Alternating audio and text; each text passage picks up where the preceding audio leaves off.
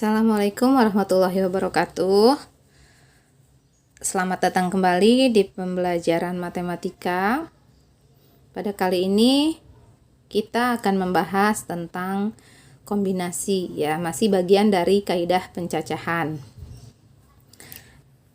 Nah, apa itu kombinasi? Sebelum ke pengertiannya, kita lihat dulu kasus yang pertama.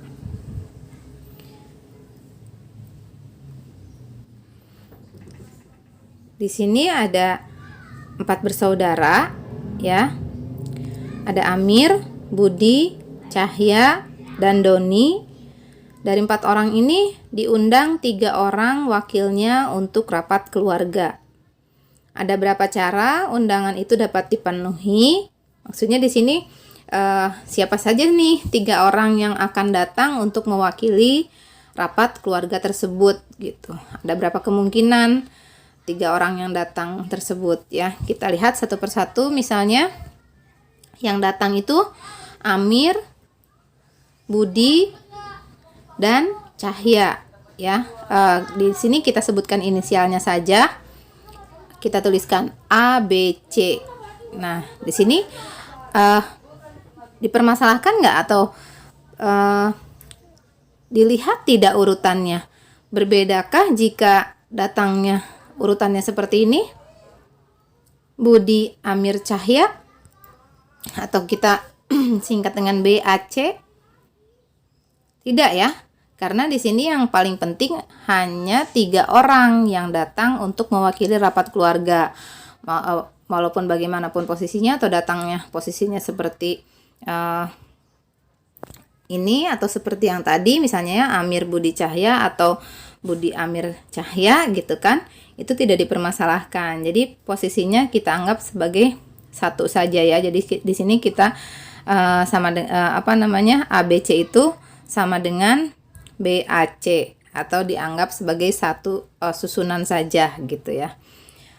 Kemungkinan lain gitu, ya. Kemungkinan lain misalnya yang datang itu Budi, Cahya, dan Doni, ya. Kita singkat di sini inisialnya BCD begitu. Sama seperti tadi, misalnya ketika urutan yang datangnya seperti ini, Budi, Doni, dan Cahya, tidak masalah, ya. Jadi sama saja. Yang dilihat hanya orangnya gitu kan. Jadi BCD sama dengan BDC, ya. Nah, susunan yang tidak memperhatikan urutan disebut kombinasi, ya, disebut kombinasi. Pengertiannya diberikan sebanyak n unsur berbeda. Sebuah kombinasi R unsur dari N unsur yang berbeda adalah sebuah jajaran dari R unsur yang urutannya tidak diperhatikan. Nah, rumusnya seperti ini. Untuk kombinasi, jadi N faktorial dibagi dengan N dikurangi R faktorial dibagi dengan R faktorial. Apa bedanya dengan permutasi di video yang sebelumnya? Kalau permutasi itu urutannya diperhatikan, ya, susunan yang memperhatikan urutan. Dimana rumusnya juga seperti ini. Jadi kalau untuk permutasi N faktorial dibagi dengan N dikurangi R faktorial, tidak dibagi lagi dengan R faktorial, ya. Itu bedanya kombinasi dengan permutasi. Nah, dari kasus yang tadi, tanpa harus menjabarkan satu-satu siapa yang datang, kita bisa menggunakan rumus kombinasi yang tadi, ya. Karena untuk kasus yang ini urutannya tidak diperhatikan, ya. Yang datang itu susunannya atau urutannya Budi, Cahya, Doni atau Budi, Doni, Cahya kan sama saja gitu. Yang pasti di sini diundangnya 3 orang, tidak masalah urutannya, ya. Jadi kita pakai rumus kombinasi begitu. Nah, kombinasi R dari N, ya. Tadi N faktorial dibagi dengan N dikurangi R faktorial dikurangi R faktorial. R di sini adalah diundangnya berapa orang? 3 orang. Jadi R-nya 3, N-nya adalah semua orangnya. Ada berapa? Ada 4. Jadi di sini kita hitung kombinasi 3 dari 4, ya. Tinggal dimasukkan 4 faktorial dibagi dengan 4 dikurangi 3 faktorial dibagi lagi dengan 3 faktorial, ya. Tinggal dihitung. Hitung yang di dalam kurung dulu. Nah, 4 dikurangi 3 kan 1 faktorial. Ini sebelumnya sudah dipelajari tentang cara menghitung notasi faktorial ya. Cara menghitung faktorial tinggal dijabarkan 4-nya sampai dengan 3 faktorial karena penyebutnya ada 3 faktorial. Itu lebih memudahkan ya, tanpa harus menjabarkan sampai 4 kali 3 kali 2 kali 1 begitu. Itu menghemat ya, menghemat tenaga. Tinggal dibagi 3 faktorial dibagi 3 faktorial itu 1. Nah, sisa 4 faktorial dibagi 1 faktorial ya. 1 faktorial kan 1 ya. Jadi 4 dibagi 1 sama dengan 4 ya. Jadi semuanya ada 4 cara. Selain yang ABC dan BCD seperti ini, ada yang lainnya. Pokoknya ada 4 kemungkinan, bisa itu ACD atau A atau apa namanya? BAC gitu ya. Itu ada 4 cara 3 orang ini dapat mewakili keluarganya untuk rapat keluarga gitu ya. Kemudian kita ke kasus yang kedua. Di sini ada sebuah kontingen Olimpiade Matematika terdiri atas 5 siswa akan dipilih. Jadi yang dipilihnya 5 siswa ya untuk mengikuti Olimpiade Matematika. Nah, yang tersedianya di sini 6 siswa putra dan 4 siswa putri ya. Dari 4 siswa putra dan 4 siswi putri ini akan dipilih 5 siswa untuk mengikuti Olimpiade Matematika. Pertanyaannya, tentukan banyaknya cara kontingen ini dapat dibentuk jika tidak ada pembatasan. Maksudnya di sini tidak dibedakan antara putra dan putri, bebas nih gitu kan. Baik putra ataupun putri. Nah, ini urutannya diperhatikan atau tidak? Ketika dipilih 5 orang, tidak ya, karena semuanya sama-sama mengikuti Olimpiade Matematika. Jadi di sini urutannya tidak diperhatikan. Nah, kita pakai rumus kombinasi begitu ya. Kombinasi berapa dari berapa? Karena tidak membedakan putra dan putri, langsung saja kita pilih 5 siswa dari 10 ya. Nah, akan dipilih 5 siswa dari 10 semuanya. Ada 6 tambah 4, 10 siswa gitu. Jadi tinggal ngitung kombinasi 5 dari 10 ya. 10 faktorial dibagi dengan 10 dikurangi 5 faktorial dibagi dengan 5 faktorial. Nah, itu tinggal dijabarkan 10 kali 9 sampai dengan 5 faktorial. Yang salah satunya 5 faktorial dijabarkan, yang satunya lagi tidak. Maksudnya di sini untuk lebih mudah dibagi, yang atas 5 faktorial dibagi dengan 5 faktorial yang bawah gitu. Kita tinggal hitung. Kalau terlalu besar, kita bisa lihat ya di bawahnya masih banyak pembagi, mana bilangan yang dapat dibagi 2 misalnya gitu ya, atau dibagi 3. Nah, 6 dibagi 3 sama dengan 2. Kemudian ada lagi yang bisa dibagi, bisa ya, 2 dibagi 2. Nah, begitu. Cari lagi mana yang bisa dibagi 4 atau dibagi 5. Oke, kita bagi dulu 10 dengan 5. Hasilnya 2 ya. Kemudian mana lagi? Yang bisa dibagi 4 itu 8. Hasilnya berapa? 2 ya. Nah, pembaginya kan habis. Kalau dibagi 1 kan bilangan itu sendiri ya. Jadi kita tinggal hitung 2 kali 9 kali 2 kali 7 ya. Dibagi 1 kan sama dengan bilangan itu sendiri. Jadi hasilnya sama dengan 252 cara memilih 5 siswa dari 10 siswa ya.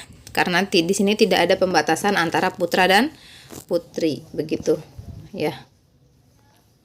Nah, kasus 3 masih dengan soal yang tadi, tapi di sini cara memilihnya itu ingin 2 siswa putra.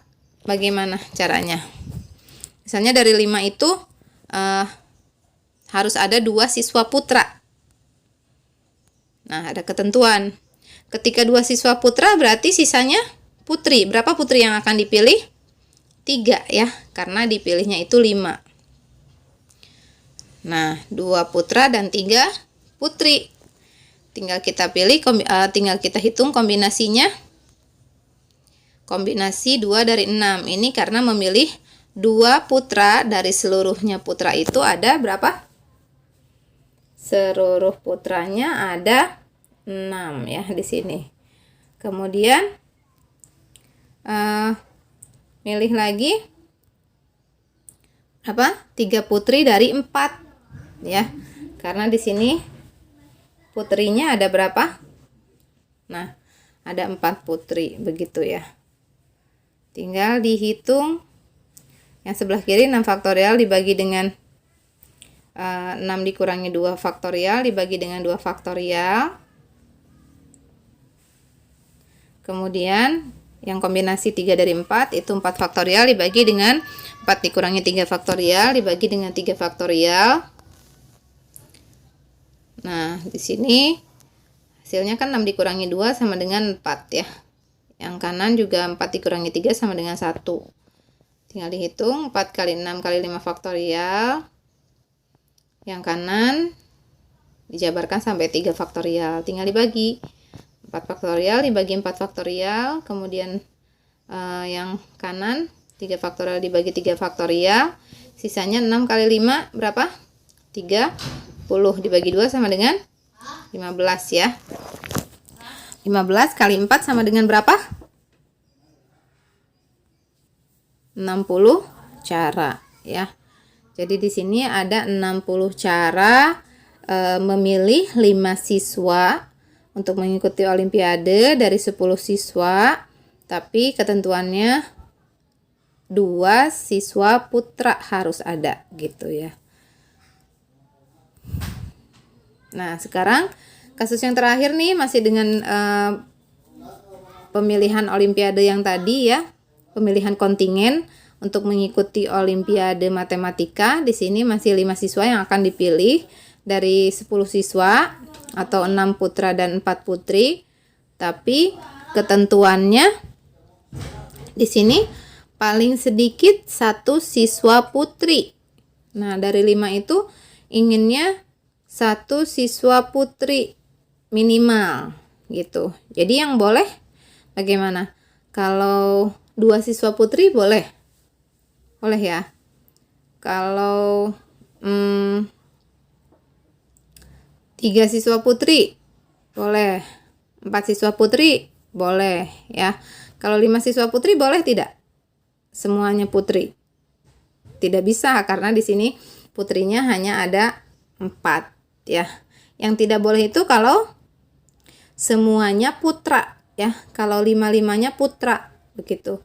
Jadi di sini kita hitung pengecualiannya dulu gitu, karena kan yang tadi yang minimal 1 siswa putri itu banyak ya, minimal 1 putri yang terpilih kan banyak. Kita pilih pengecualiannya dulu, kita hitung pengecualiannya dulu, kita hitung ketika yang terpilihnya itu semuanya putra ya. Nah, ini kan artinya tadi itu kalau paling sedikit 1 siswa putri berarti tidak boleh jika semuanya putra ya. Nah, kita hitung kombinasi 5 dari 6. Ini untuk kasus kalau semuanya putra ya. Ini pakai kombinasi. Nah, 5 faktorial dibagi 5 faktorial. Hasilnya 6. Seluruhnya berapa kalau seluruh pemilihannya kalau tidak ada batasan? Tadi kita sudah hitung di kasus yang kedua tadi ya. Jadi cara membentuk kontingennya itu jika tidak ada batasan yaitu kombinasi 5 dari 10 ya, 252 cara gitu ya. Nah, untuk membentuk kontingen yang memiliki paling sedikit 1 siswa putri, kita tinggal kurangi yang seluruhnya atau kombinasi 5 dari 10 dikurangi dengan kombinasi 5 dari 6 ya, yang pengecualiannya tadi. 252 dikurangi 6 sama dengan 246 cara gitu. Cukup sekian video pembelajaran kali ini. Silahkan kerjakan latihannya. Jika ada yang tidak dimengerti, silahkan ditanyakan. Terima kasih. Assalamualaikum warahmatullahi wabarakatuh.